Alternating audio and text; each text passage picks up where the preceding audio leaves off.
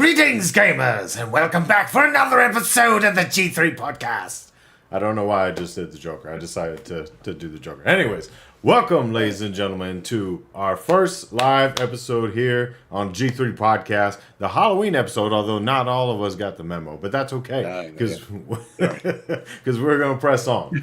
So with that being said, you got the dynamic duo. First and foremost, it's none other than your boy... Why is it not playing? Motherfucker, why is it not playing? This is what happens when we do live shows. We're doing it live, ladies and gentlemen. And apparently it's acting like my voice mod is not running. I don't know why. That seems silly. Let's try this again. If it doesn't work, it doesn't work. We're going live. You know, it is what it is. No. All right, it is what it is. It's your boy, known as Ice on all things gaming and social media, and I'm joined by none other than Mr. Mow Them Down, Matt. What's going on, sir? Yes, not too much, man. Apparently, we're gonna stumble our way through this as we do every other time. So. it's gonna prove to be an interesting one, indeed. Yeah. And let me go ahead and I'm gonna transition straight on into. This was supposed to be our post TwitchCon 2023 episode, so I've just got some TwitchCon video rolling in the background. So if you won't mind, we will go ahead and we will continue on with the show. We'll talk about all things games, and we will go ahead and just let that roll in the background, so you can see all of the great stuff that you guys hopefully did not miss at TwitchCon 2023. But alas, we're going to press on. So, that being said, all right, first story, Mr. Mow Them Down. The PS5 is projected, and this is from CNBC, with an exclusive interview. PS5 is expected to sell more than 25 million units this year, according to PlayStation executives, and that was... supposedly what their sales goal was for the year. So they did go ahead and previously pass the 20 million sold mark back around June or July timeframe. No doubt the sales, or the marketing rigmarole around Spider-Man 2 has gone ahead and helped push that beyond or towards their goal of what they had previously expected. And they, of course, decided to make note that Spider-Man 2 has sold more than 2.5 million copies in the first 24 hours, which is pretty good. They say it's the fastest-selling PlayStation game in its history, which is kind of wild. To be clear, they annotated it as the first PlayStation Studios game to sell that much that quickly. And, of course, that's done by... Marvel Spider-Man 2 is created by... Insomniac, or developed by Insomniac, which was acquired, I want to say a year or two ago. So they are part of PlayStation's first-party studios. But we'll just tip the cap to them on that. What are your thoughts on this news, Mr. Mow Them Down?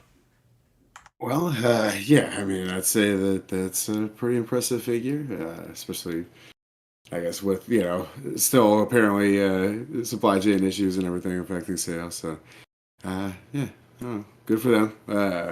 Apparently, they're talking about planning to kind of continue that as a trend, which I guess we'll see. But stock's getting better, so I guess if anybody out there is still looking to get one, me, nah. Yeah, we'll see. Good for them.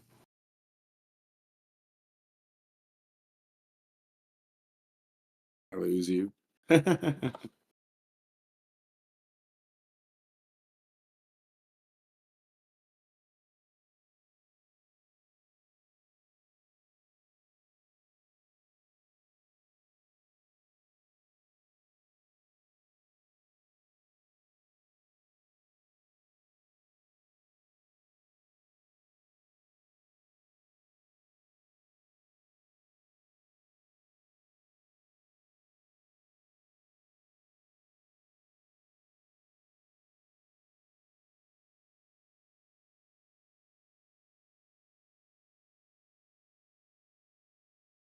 Apologies, man. What's going on? I lost you in my audio. Oh, my apologies. I had myself Oh, muted. Again, okay. all the All right. greatness of a All live right. show come Well, to fruition in I'm one like, man, sitting. what's going on here? All right. Uh, wasn't Yes. me. Nevertheless, so apologies. Nevertheless, if you have not decided to get a PlayStation 5 yet, I'm not sure what will push you over the edge on Yeah, deciding to make me that purchase. So, moving right along, the next piece of news out of Push Square, which is known to be a PlayStation centric. I don't know why I'm still doing a British accent. They're known to be a PlayStation centric publication for the most part. They have gone ahead and put out some of the news that there are allegations. There's still nothing official on this. That Connie Booth, who was a widely known and very well respected developer on the PlayStation first party side of the house, has left PlayStation. The terms of her departure are a little.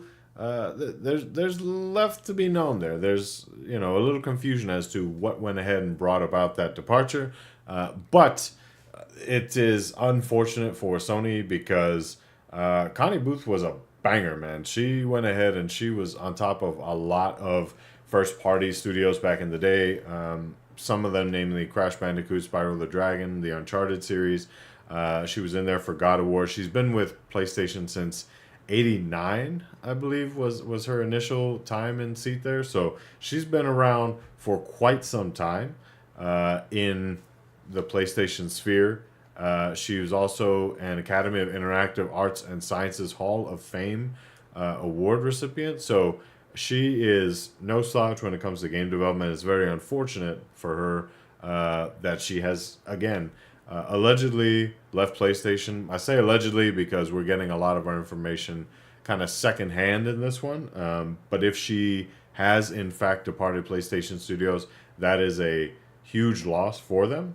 So we'll see how this pans out. David Jaffe, the initial or the original God of War developer, went ahead and made some remarks about this on his own podcast, and he got pretty verbal. He got pretty verbal to say the least. It was a little bit colorful, but he had nothing but great things to say about Connie Booth, and this is definitely a loss for PlayStation. So I don't suppose you have anything to add on that, Mister Mow Them Down. uh, no, honestly, no. It's All right. like you said, it's kind of too early. So yeah, I mean that'll be a loss, but I don't want to say. Yep. Moving on to our next piece out of GameSpot. So there's even more word coming out now that leads us to believe that the next Nintendo Switch console will be essentially back compat with the current iteration of the hardware. So there was a quote that came out from one of Nintendo's execs, the CEO Shuntaro Furukawa. He said, quote, "Our goal is to minimize the dip you typically see in the last year of one cycle and the beginning of another." Continued, "I can't speak to the possible features of a new platform, but the Nintendo account is a strong basis for having that communication as we make the transition," end quote. So to me, and I wish that we had our third co-host here, Mr. Snipe 90, because I would love to get his opinions on this one. But as I understand it, I don't know why you would go ahead and you would say such a thing unless you were genuinely trying to hint that there was going to be a possible Switch 2 or something along those lines that in fact did go ahead and work favorably with the current iteration hardware. Do you have any thoughts on this one? I mean, no, I would think that that's definitely an objective of theirs at this point, and will likely be something that's going to continue to go forward. I don't think they're going anywhere other than kind of continuing to partner with Nvidia on the what is it, Tegra units or whatever they're called. So I would imagine just from you know hardware and game engine compatibility and everything like that will be much more stable. Um, yeah, it's Nintendo, so in terms of like the features of the console, they're usually trying to offer something that adds some kind of new functionality or whatever. Uh, I have no idea what that would be. So yeah, I got nothing for that. But Yeah, I want to say so. It's interesting because there was rumor that Nintendo went ahead and they showed off the quote unquote Switch 2 at Gamescom earlier this year in Germany. Showed it to a couple developers. Um, it's unknown whether or not that was actually true, but I would imagine, if they are trying to push the envelope, one of those ways that they might do it, and one of the ways that a lot of industry types have kind of hinted that they may do it, is via cloud gaming. The Switch has gone ahead and experimented a couple times. Uh, um, we had games like Control. I want to say there was a Hitman game. There's been two or three that they've gone ahead and they've tried the cloud-based system of, you do a small install, but then you do the major load of the game being playable via streaming. And we've yet to see if that's actually gone ahead and been promising at all. I don't know if it's actually going to be promising in the future, but with Nvidia going ahead and making these big strides in AI and this, that, and the other, I mean, one could only hope that maybe, if not the cloud-based approach, that Nintendo could continue to develop the way they do, and Nvidia with some DLSS technology could somehow enhance the performance, the frames, if you will, via the AI composition of scenes. But we'll see. It's there's a lot of hints that Nintendo is going to go ahead and drop a new Switch next summer, or at least the middle of next year. So hopefully we'll go ahead and see if that comes to fruition and what that looks like. yeah, Uh, sorry. you had more? Oh no, my bad. I just I meant more like add some kind of a new feature set or something. So like Wii controllers, switches, the handheld portable, docking console, whatever. I didn't mean like just improving upon giving you better resolution and frame rate or whatever. But yes, I agree that getting DLSS implementation in there will be pretty vital. Right. We're seeing that on PC now, like with some of the newest games that are coming out that are basically just demanding that you have this. There's no real other options. So. This is true.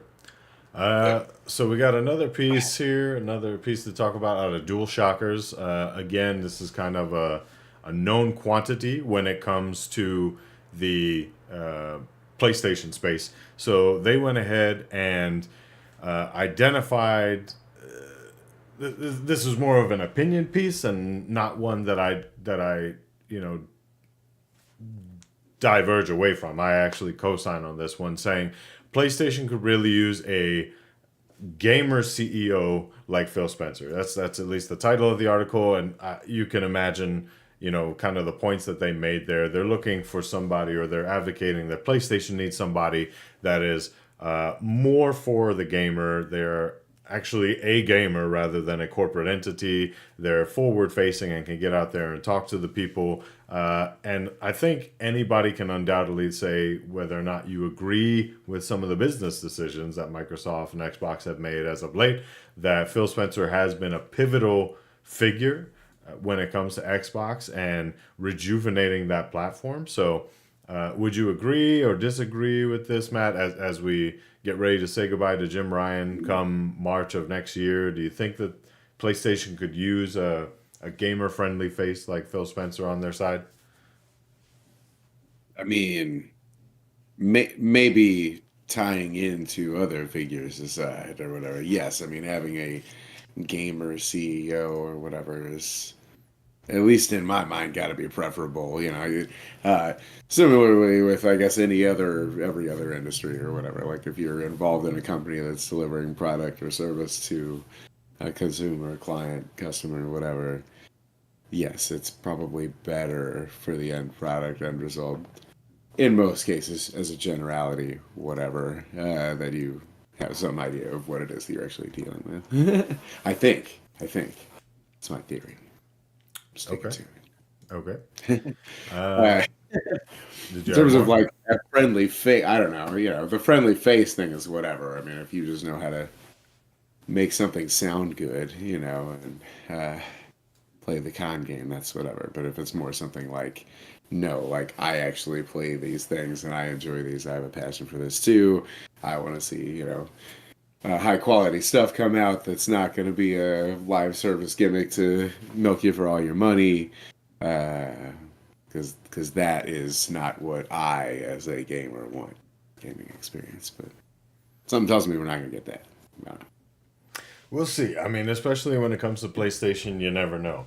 And you never know, dear viewer, what you can get when you tune in to the G3 podcast. So we are here live. This is our very first, if you're just now tuning in, this is our very first live episode. We have previously had a number of recordings, and we are up to episode 99 right now. So I want to give a quick shout out and say thank you for the follow, because I know we have a couple folks that are out there giving us follows at this time. And please feel free to check us out. Just you've got a couple different options. Check us out on Twitter, on Facebook, and you could also check out our Discord, as well as if you want to call into the show. We will find a way to incorporate those here in the future, but the number is 702-690-9292. So again, if you want to call in and voice your opinion about some of the topics that we're addressing, 702-690-9292. And back to the show. So this if it wasn't enough that the ABK acquisition came to a closure, Xbox just said, you know what? We'll do you one more. And so they went ahead and tried to put a foot into the holiday season, or at least what many consider the purchasing period for holiday season, by having a what they call an Xbox partner preview. And Matt, did you get a chance to watch this one? Not like live or whatever, but I caught up afterward, I guess. Yeah. So they did go ahead and they showcased, I want to say it was 11 titles from a number of different parties. For me, some of the most notable, I definitely liked what I saw in Alan Wake 2. That game looks incredible, and coming out of Remedy, I'm very interested to keep singing their praises and see what they can make in the future. They're really I know you got some feelings about Ark Survival Ascended, so we'll get to that in a second. But I mean, that was really, for me, that was one of the takeaways of the show. There was one or two other titles, but I'll just kind of keep an ear to the ground to see how those pan out, or because I think they weren't coming until sometime mid 2024. But yeah, what were your opinions about the partner preview when you got to go ahead and check in after the fact? I mean, honestly, I thought a lot of it was, rather appealing, I guess. I'm not sure how to feel about Snake Eater Delta, or whatever they called it, or was it Metal Gear Solid Delta Snake Eater or something, whatever, I don't know. Yep. Looks pretty. Somehow I worry that Konami's going to mess it up without, Kojima involved or whatever. Maybe that's just wrong of me to feel that way. But yeah, obviously the takeaway for me was going to be Alan Wake 2 also. I'm a Remedy fan, and yeah, it looks pretty awesome. I don't know if you saw DS breakdown on all the implementation of all the graphics and everything. But, hey, pretty nice. Noise, he says, noise. Yeah, I think I can only hope, and this is, to me, it's insult to injury on both sides, because, obviously, for those viewers that may be just finally catching us, yours truly, I go ahead and I play on everything. I play PC, Xbox, PlayStation, Nintendo. This gives me a lot of promise for Xbox, but it also sends a lingering eye over to PlayStation, because now that the cat's out of the bag with Marvel's Spider-Man 2, which I have yet to play, but I've heard fantastic things, the question really comes, well, what's next? and there's no roadmap right now. And I think any PlayStation centric podcast or any PlayStation fan would say the same thing. So it begs the question: what is next, Sony? What are you going to do? And Xbox is simply going ahead, and I think they're doing a good job of showcasing that, even if it's not their first party lineup, taking the opportunity to go ahead and buffer out their Game Pass. We got things coming down the pipe. Yeah, to show you what's coming down. And that Ark Survivalist ended, I mean, a little upset. Well, I mean, really, what is it? They took down the servers for Ark Survival Evolved, right? But Survival Ascended Killed is the still. original, Yeah, but yes, yeah, this is going to take its place. Essentially, it's remaking UE5 now, and I mean, it does look nice. You know what I mean? And I was wrong or whatever. I'm hoping I was wrong. I saw somewhere else where they were talking about it. Does include the thus far released DLC. Something tells me they're gonna, make more for it now or whatever. But yeah, right. I don't know. It's not a cool trend. I'm not digging this trend with the sequel is replacing the original. Like we're just phasing out the original or whatever. And now you got to buy the new one or get involved in the new one. Right. Yeah, That's no.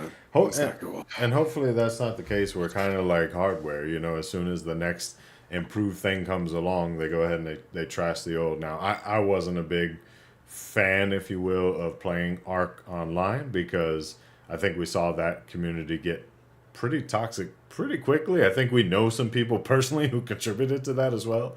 But yeah, that's all I can say is I hope that they at least Studio Wildcard is kind of the one-off here. I don't think we've seen it too much. Where I mean, sure, games will come out and they'll get re-released later on with collector's edition and what have you, right? But the fact that they or Game of the Year edition, things like that. But as long as these guys don't go ahead and say, "Hey, we're just going to double charge you for everything that we previously came out with," then I think we're okay as long as we steer clear of that. But yeah, yeah, that's all I got for that one. For those that are just tuning in, we got a couple more follows. Thank you all for tuning in. It's yours truly, known as Ice, and Mow Them Down here on the G3 podcast. We're going ahead and we are discussing the latest and greatest in gaming news. And for your viewing pleasure, I was present at TwitchCon 2023 here in Las Vegas and just took a bunch of video. I wanted to edit the video a little bit more, but que sera, sera. It is what it is. So I hope you can go ahead and enjoy that in the background while we go ahead and talk about some of these topics. So next up, there was some interesting shakeup in the corporate structure that is Microsoft. We sourced this one out of The Verge. But Mr. Mow Them Down, I think this was predominantly a story you wanted to really talk about. I have no problems going ahead and we can go at length about it. But please give us your take on this corporate restructuring within Microsoft and more precisely within Xbox.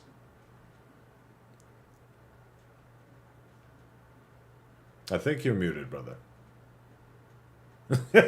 While he tries to figure out only the best for live shows. Right. Yeah, that was great. I misclicked and buried the settings page. As one does. Yes, right. No, yeah. Honestly, I didn't even really mean to make it a huge, in-depth, deep dive kind of a thing. I don't really have any BS to slang or anything. Like I guess you might have been hoping here. It was really just more. I thought it was noteworthy that people were moving around or whatever. I think you had even kind of mentioned that you were assuming that Sarah Bond was going to be making her way up here shortly and everything. So it just kind of was. Yeah, most definitely. So for those that may not have caught the news or don't track The Verge. Basically, there's been a major restructuring. I say major, pretty major at Microsoft and at Xbox, where we've seen a handful of people step out of certain roles and a handful of people move up in the company. Stepping out is Chris Caposella. So you may or may not. We're a little bit older here on the podcast, so some of y'all may not remember. Chris was one of the guys who's been around Microsoft for quite some time, 32 years, in fact. So he's worked predominantly in Microsoft when it comes to the marketing side of the house. he is going to be stepping out of his role there. And there's quite a few other change-ups, namely, as Mr. Down was alluding to, Sarah Bond has now been named the president of Xbox. That's something that I think a lot of folks that follow the gaming industry, myself included, kind of forecasted that was going to happen. They seem to be giving her a lot of limelight. Looking forward to her, kind of spreading the love that is Xbox. So she's gotten to do that. Matt Booty, he's moved his role ever so slightly. He was the head of first party studios, and now he is the president of game content and studios. So not quite sure how much that differs from his previous role, but they made it very clear to stipulate that Matt Booty is now overseeing ZeniMax. So where previously they kind of had it where it was Xbox first party, ZeniMax, and then now they've yet to really bring into the fold Activision Blizzard King. We are now seeing Matt Booty take a role over at least two of those echelons, that being Xbox first party and ZeniMax Entertainment. I would not be surprised because we've already heard the news that Bobby Kotick is going to be out as CEO of Activision Blizzard King coming up here in early next year. I think we said actually by the end of the year. By the end of the year, he's going to be out. But if we have any hope, we'll see some good folks go ahead and step into that role. I've heard a couple of different names, but nevertheless, we'll see what happens. Did you have any more to say on this one, Mr. Mother Down, or did I about cover your thoughts? I mean, other than get rid of Bobby quick with the quickness, but Yeah, it's. I mean, it's very unfortunate that he's going to go, and I say that in the sense that he's going to go and basically get his golden parachute after all of the assaults of sexual misconduct and workplace harassment sadly, and all that stuff. That he doesn't necessarily. If all that actually happened, which presumably there was, because courts in California, cited that it did in fact happen. Why he, as the head of that company, wasn't held accountable to some degree, I don't know. It's a little upsetting, but it is what it is, right? yeah. All right, moving on into happier news. I think this is happier news. Uh, so after 10 years of since it was announced, and it was presumably announced after development was already underway, Star Citizen, the single player component of that game, being Squadron 42, is feature complete. So if you have ever tracked this, Cloud Imperium Games, they have gone ahead and for over 10 years now promised this game of Star Citizen, which, I mean, for all intents, I would say it's been described as basically Starfield on steroids mixed with a little Red Bull and throw some gin in just for good measure. Star Citizen has been very, very promoted and very pushed out there as the role playing game as it relates to spacefaring adventures and what have you. And over the years, they have hired on a lot of actors, big name actors and actresses, to go ahead and participate in the making of this game. They actually have a cast including Mark Hamill, Gary Oldman, Gillian Anderson. They've got Andy Serkis, Ben Mendelsohn. I mean, the names just keep going on. They spared no expense. So I don't know when this thing is actually going to be announced. But it's a little wild when we talk about the payoff of games and how much it costs to make games. This article that we're sourcing this from is IGN, and at the time of this writing, which was 5 days ago, Star Citizen, which mind you had started off as a Kickstarter, has raised over $616 million. So that begs the question of where's all this money going? Clearly, some of it's going to the voice acting. But when are we going to see this game actually come out? There's been rumor of ships in the game that you could purchase with real currency that cost upwards of hundreds, if not thousands of dollars. I'm interested because I haven't really been interested before, but now after learning more about this game and learning how much this thing costs to develop, I'm actually interested to see where this thing is going to go, and especially to get my hands on uh, Squadron 42 and see if this is anything worth playing in the first place. Do you have any thoughts on that, Mo? I mean, you could play Star Citizen right now, and from what I've Yeah, heard, yeah. what it appears to be with Squadron 42 doesn't look like there's anything like really.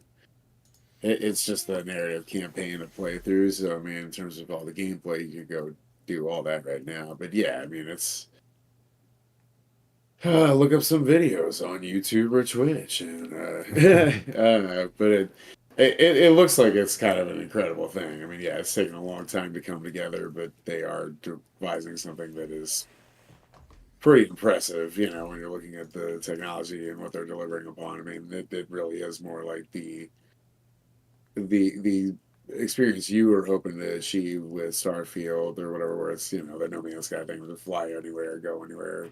It's all seamless. Everything's gorgeous. It's interesting. You know what I mean? But yeah, it'll be I guess to be seen exactly what kind of content's going to be in there and all. Whatever the full game is actually going to be comprised of. I mean, they can continue to be developing this thing for another 20 years or whatever. Like, who knows? Like, I mean, people have been buying this for so long now. Like, yeah, I don't know. Where's Yeah. it stop? Where's it end? People are gonna keep shelling out money. And, hey, keep going. And Like yeah, shell out the money and what's Todd Howard has said, yeah. I mean, sometimes when I look back on it, feels like we just been making the same game for the past, 25 years or whatever it's been when he said it. And the guys, in Cloud Imperium or whatever it is, they're like, watch this. We're actually literally going to make this. yeah. Yeah. Cloud Imperium game said, "Hold my beer, Starfield." Yeah. Well, so we'll see. We'll see what the finished product actually looks like. But speaking of finished product, that brings us in towards the end of our show, and we usually end it off with a lovely little section we like to call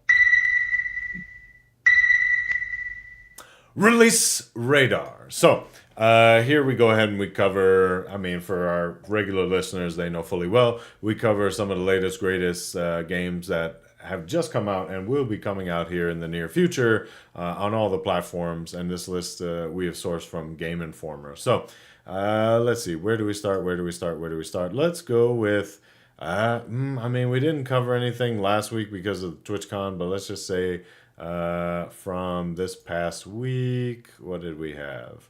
All right, so we talked about some of these already.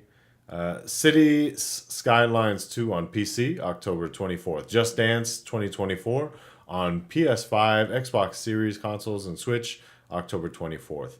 Metal Gear Solid Master Collection Volume 1 on PS5, Xbox Series, Switch, and PC on the 24th. Lord of the Rings Return to Moria on PC, October 24th. I'm curious about that one. A little bit curious. Stray Souls on PS5, 4, Xbox Series, Xbox One, and PC, October 25th. Battle Cakes on PC, October 26th. That's got Matt's name written all over it. Dave the Diver on Switch, October 26th. Frog Detective, the entire mystery, not half, the entire mystery, guys. On PS5, for Xbox Series, Xbox One, and Switch, October 26th. Ghostbusters, Rise of the Ghost Lord on PSVR 2 and Quest. That should be MetaQuest. I don't know. I'm going to guess that's all iterations because it doesn't specify. October 26th. Ghost Runner 2 on PS5, Xbox Series, and PC, October 26th. Minico's Night Market on PS5, 4, Xbox One, October 26th. World of Horror on PS5, PS4, Switch, October 26th.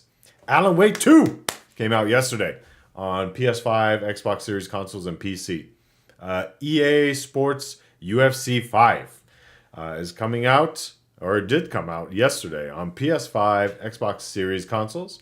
We got Resident Evil Village came out on iOS, or will be coming out on the 30th. Resident Evil Village Winter's Expansion on iOS, October 30th. Jusant is coming out on PS5 and Xbox Series consoles, as well as PC on Halloween, October 31st. The Forest Cathedral is coming out only on PS5, October 31st. We'll give you a little taste into November. We'll see what's cooking as we get ready for Thanksgiving here in North America. So, Alien Hominid Invasion. Why have I not been tracking this? This sounds like a runner-up after Alien Hominid HD back on the old 360. This one's coming out on Xbox Series, Xbox One, Switch, and PC November 1st. Song of Nunu, a League of Legends story on PS5, PS4, Xbox Series, Xbox One, Switch, and PC November 1st. Just about all the things. Blasphemous 2 on PS4 and Xbox One November 2nd. For the King 2 on PC November 2nd. Oh my goodness, we have so many titles. It's just banger after banger. Played Up is coming on PS5, Xbox Series, and Switch November 2nd. Power Wash Simulator on Quest. That's got Matt's name written all over it. On November 2nd. RoboCop Rogue City on... I saw a trailer for this one. That was part of the Xbox partner preview. Coming out on PS5, Xbox Series, Switch, and PC November 2nd. Oh my goodness. We have so... Let me just wrap up the November 2nd so we'll call it good. The list just keeps on going. Star Ocean, the second story R. I know people are looking forward to this. On PS5, 4, Switch, and PC November 2nd. The Smurfs 2, The Prisoner of the Green Stone.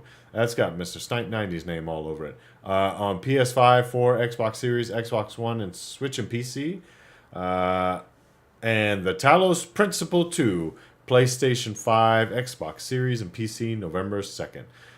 Thirsty Suitors, you've probably seen something about this before. On PS5, Xbox Series, as well as PlayStation 4 and Xbox One, and Switch and PC November 2nd. And last but not least, Vampire the Masquerade Justice on PSVR 2 and Quest November 2nd. Holy crap. Sorry, one final one.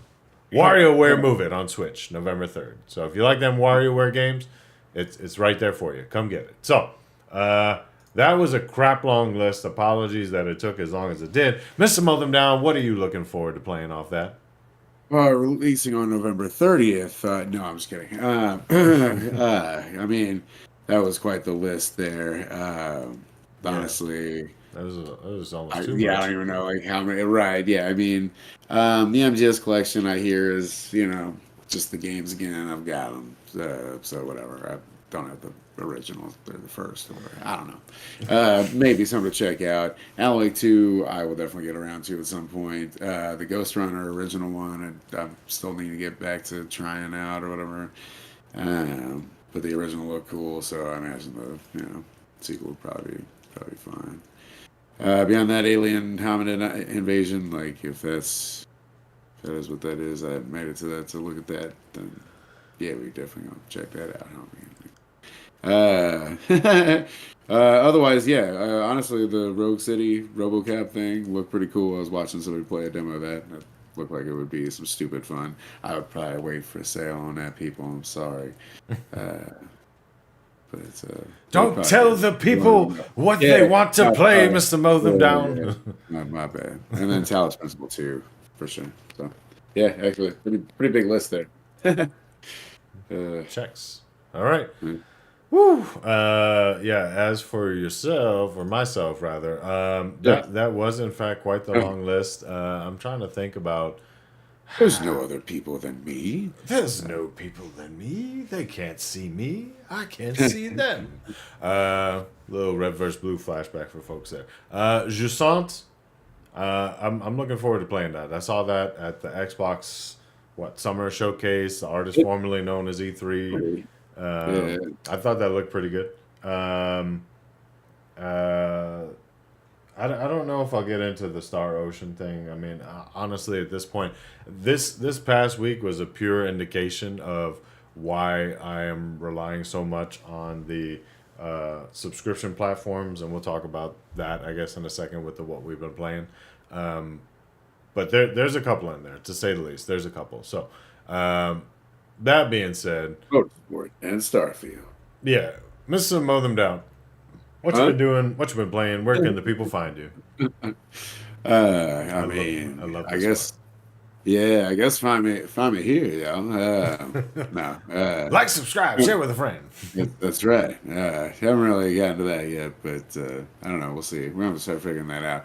We'll You gotta we'll try start and figuring find that what. out. Yeah, we'll try. Well, it'd be nice to get the three of us together actually playing something for like a live stream or something. But it's never gonna happen. So, but no. Anyway, what have I been up to? Same old usual nonsense, working, whatever, doing the jam thing with the homies. But did wrap up Starfield. We can do our reviews and thoughts and stuff once we're all, I guess, on the same page with that. So hurry up, and I went ahead and pulled the trigger today, and Yeah, I saw that. bought this Gate 3 earlier, and she had company over, so I basically like finally started a character after like initiating that screen hours later or whatever. Made it to my first dice roll, critical failure. It's like, yes, feels just like the real thing or whatever. But so far, I've been enjoying it. I haven't gotten really hardly anywhere, but looks great. Uh, yeah, I'm excited. Excellent. Excellent. Well, as for yours truly, known as Ice on all things gaming and social media, I have been playing nothing. Not a damn thing. I went ahead and after TwitchCon, I was extremely exhausted because, even though you only saw 25 or so minutes of footage, I went ahead and I sat in on, let's see, probably at least Yeah, there's four. 82 hours of film on the cutting room floor, people. Yeah, I mean, I sat in on probably the better part of 12 to 14 different panels. Got a lot of notes for us here on the show. Um, we're taking advantage of some of it right now with the simulcasting or multicasting or whatever you want to call it onto Twitch and onto YouTube. So if you're new to the Mark show, said he's gonna start brewing some kind of weird beer. oh, let's not even get started on that. Listen, I don't want to hear about some Twitch No, streamers. let's not even get into it, like you Yeah, said. that's oh my god. If you know, you uh, know. yeah, yeah. Anywho, but Chat in yeah, the comments below or whatever. yeah, yeah. Yeah. I have unfortunately though, like I said, not been playing anything. I think maybe if I'm being honest, I might have just literally booted up Slay the Spire Yep. for just like 10 or 15 minutes. What are you gonna do when their next game comes out, or if has that already come out? You gonna It has not come out yet that I am aware of, and we'll see. We'll see what happens. But it would help if I could beat Slay the Spire in the first place. But no, so all that with TwitchCon, the week was very, very busy with work. And then I'm also getting ready because a big chunk of next week, the wifey and I are going to go to Zion National Forest. So we're going to do some camping for a couple days out there. So yeah, that is kind of what it is. And I've opted about whether or not to bring the Switch with me. And I'm almost inclining not to because I mean, we're out in nature and everything. I want to take it all in, and we're talking about doing some stargazing hikes and everything. So it goes to show you, kids, you too can step away from the console. Go touch grass, as they like to say. Outside of that, yeah, that's pretty much all I got, folks. This was our first live episode, so apologies for the Thanks for joining. hiccups here and there. Thank you for joining us. Yeah, thank you for those couple folks out there that went ahead and give us a follow. We do appreciate it, and we hope to have bigger and better shows going on. We hope to bring in our third cast member here on the next episode, episode 100. I will tell you, we'll be in the November season or the month of November, getting into the fall season, and while a big chunk of this show, at least in the background, was dealing with TwitchCon and kind of showing what we had going on there, the next show is pretty much, and I say this, and I'm apprehensive because I don't know how much I'm going to get to do on the back end. But the next show should be live. We'll be broadcasting or making notice of that we're going live in advance, as well as you can expect. We're going to be talking our Game of the Year nominations. So that's going to kind of be the big focus on the show, and we'll get to that. So without further ado. Once again, feel free to like, subscribe, share with a friend, check out our past episodes.